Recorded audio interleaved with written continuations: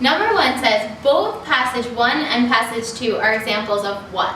So this question asks us about both passages. And if you remember back to the double passage lesson, what we said was that you want to read passage 1 first, then answer all of the questions that only pertain to passage 1, then go back, read passage 2, do all the passage 2 question, and then at the end come back and do all of the questions that pertain to both.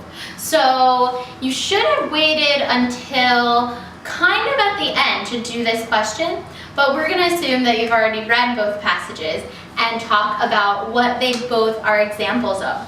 So in terms of the types of writing that you find in both passages, each one kind of gives the specific perspective of each author.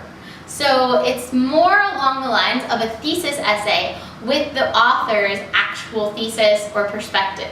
So any of the correct answer choices are going to have something to do with having a unique perspective on an issue. So looking at number 1, A is literary criticism.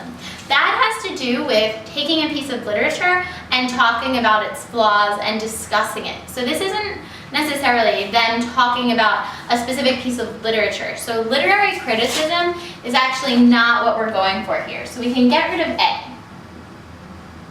B says objective reportage. So they're not reporting on anything, they're giving us their opinion. So B is not going to be correct. C says romantic fiction. You might have been tempted by that because the first passage is titled Learning to Live Together and opens with the wedding shuts one gate and opens another. So you might think, oh, this is about romance. And then the second one is about marriage and love, but they're not romantic stories. They're giving their opinion on those topics. So it's not going to be romantic fiction. So C is going to be out.